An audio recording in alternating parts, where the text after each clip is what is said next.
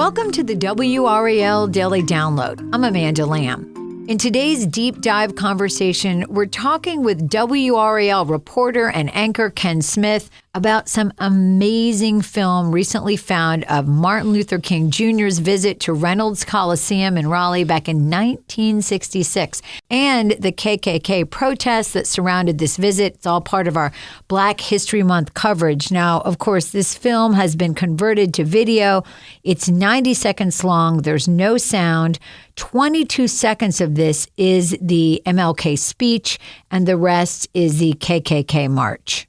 Ken, welcome to the program. It's great to be here. So what an amazing story. I mean, this took place on July 31st, 1966. It's a 22-second clip of film, got to be clear, because it wasn't video back then, was lost, was recently found. Explain this. Well, the thing is, NC State professor Jason Miller, he's done a lot of extensive work with Dr. King and about Dr. King.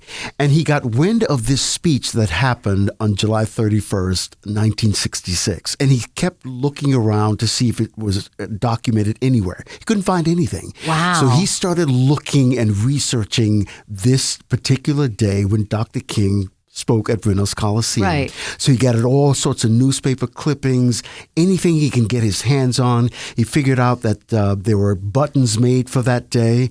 He also found out that on that same day, hours before Dr. King spoke, a KKK rally happened in downtown Raleigh. All this was on paper until he did a presentation, and a gentleman by the name of Marshall Wyatt contacted Professor Miller and said, "Do you know my father, who was an avid home movie maker, shot video of that day?" Wow. It almost knocked Professor Miller off his seat. So, I mean, there's no sound, right? No sound, because back in those days, it was too expensive to have sound equipment. Wow. So it's all video.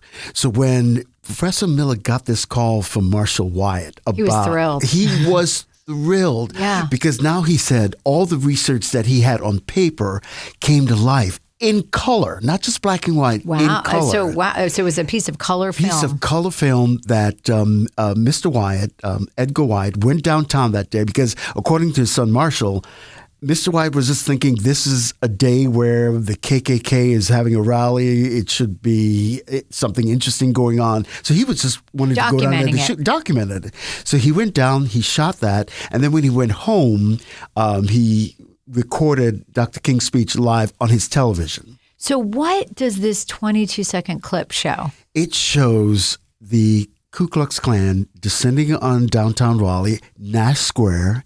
It shows people in full Ku Klux Klan regalia.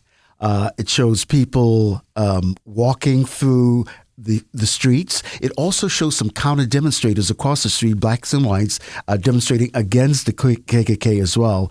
But mainly it was about the Ku Klux Klan members in Nash Square rallying against Dr. King, just walking through the streets. They had their own security detail that would walk with them through the streets, and you just saw downtown Raleigh just come to life with all these KKK members. It's an incredible piece of video. And most of us have only seen this in pictures, in historic videos, documentaries, things like that. So tell me about the news coverage back then. I know there was a little bit of a disconnect. Right. And this, I'm assuming this professor kind of clued into this, that the focus was on the KKK and not on Martin Luther King.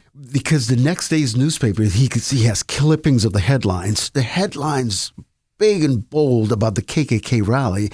And just beneath that, just a blurb about Dr. King's speech. And keep in mind, the local paper at the time, according to Professor Miller's research, they sent 8 reporters to the KKK rally. They did not send any reporters to Reynolds Coliseum. They sent an AP reporter. So the only image up until he got the call from Mr. Wyatt, the only image he had of Dr. King being at Reynolds was from an AP photograph. That's all he had. But now with the video, he was able to piece all that together and see Dr. King actually speaking at Reynolds. So, because obviously the KKK was here because of MLK's visit. So, I mean, it's kind of a disjointed process there that wasn't reported on. Tell me, what was your reaction to seeing this video? I mean, I haven't seen it, so I don't really know what's in it other than what you've described. But what was it like? I was stunned. Stunned because growing up in the Virgin Islands, you're not exposed to racism, so to speak, in the Ku Klux Klan. So for me, I've read about it. I've looked at it in history books. But to actually see the streets of downtown Raleigh, which actually looked rather similar to what it looks like today. Absolutely. And that's Not what a lot struck me about the whole thing. Yeah. Raleigh looked very similar to what it looks like in 2023. But the difference is, here were these people in these white robes walking through the streets as if they owned the streets, in which back then, according to Dr. King, one of the points he made in his speech was, for North Carolina being as liberal as it was, it had the biggest Ku Klux Klan organization in the country. Yeah, and it's interesting because we were talking off mic.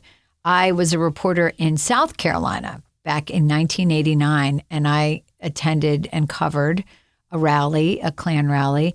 And I had grown up outside of Philadelphia. I thought this was something out of a history book. I had no idea that it was actually real until I saw it myself. Yeah. And it was pretty unbelievable. I think I interrupted you. Did you have something else? There was about 1,000 people at that KKK rally. There were about 5,000 people at Reynolds Coliseum.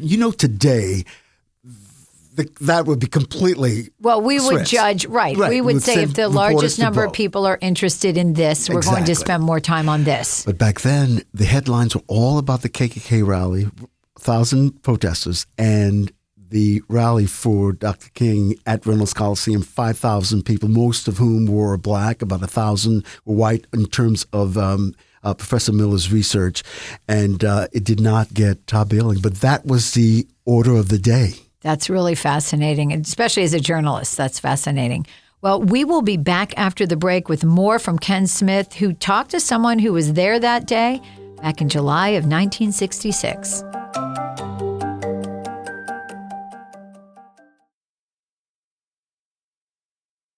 Welcome back to the WRAL Daily Download. I'm talking with Ken Smith about what some recently recovered film reveals about Martin Luther King Jr.'s 1966 visit to Raleigh.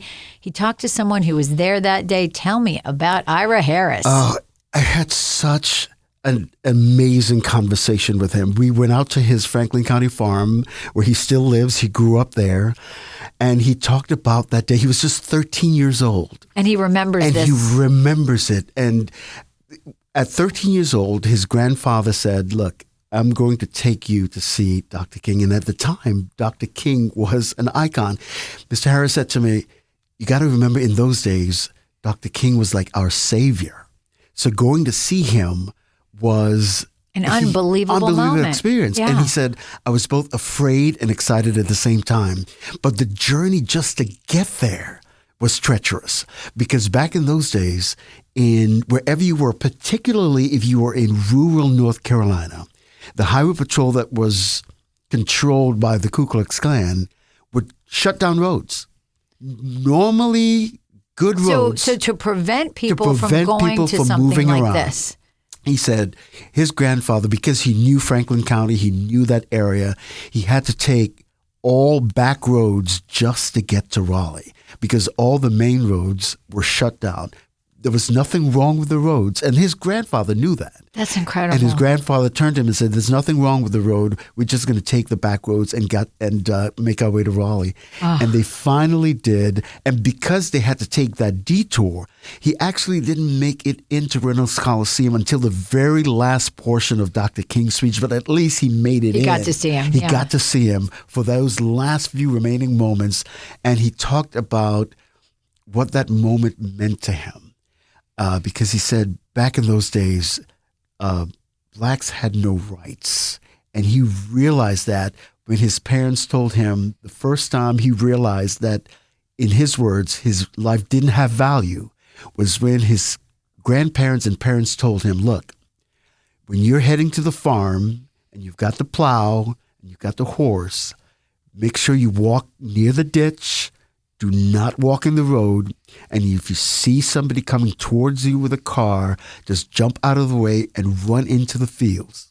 Because there was a fear somebody might hit him. He said in those days, running over a black person was sport. Oh, you're giving me chills. And so being able to see Dr. King, even for that brief moment, shaped his life forever. That is incredible. And how'd you find him?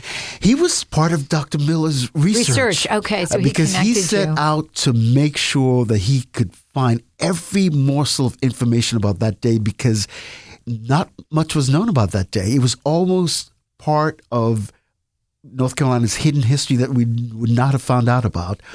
Because of Dr. Miller's research, he found a number of people who could corroborate this. And Ira Harris was one of those people at just 13 years old. He remembers well. Gosh, that's amazing. So you also spoke with Edgar Wyatt. Tell me about his connection. His father was the connection. Yeah. So Edgar Wyatt was the dad, and Marshall, his son, preserved Marshall was his son. I got you. Over the years. And his father was an avid filmmaker in terms of amateur, what we would call an amateur filmmaker today. Like dad's shooting whatever's going on. Yeah. And he would just grab his camera and go shoot anything interesting.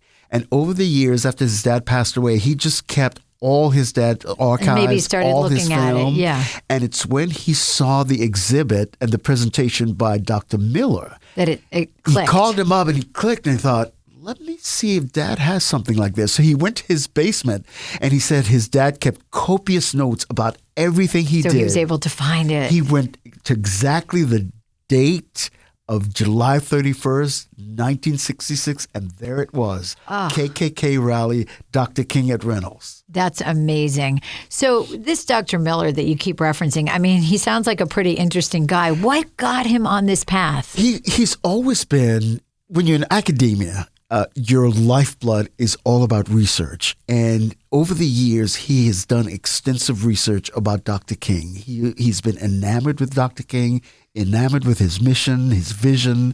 And over the years, he used his academia to focus on Dr. King. So he's watched hundreds of hours of Dr. King's speeches, his travels, what he did, the impact he had on people. So when he got wind of Dr. King being in Raleigh on July 31st, 1966, it was like finding gold. And he's an NC State professor.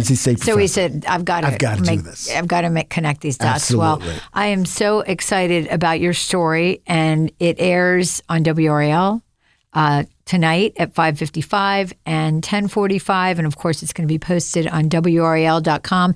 Any final thoughts about doing this really fascinating story? It was such a learning experience for me. You know, as a journalist, you're always looking to learn something new every day. And when you can learn about a piece of history that you didn't know existed, it's almost life-changing. It reshapes your thinking in terms of what life was like for people in the 60s, people who a lot of times in terms of their rights and abilities to move around, you learn what their life was like and how much more appreciative I am today living in this era.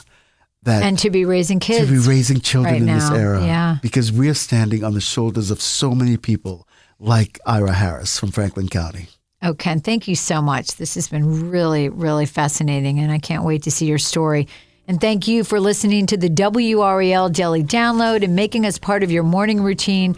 Another great way to get WRAL news is the Morning Briefing newsletter.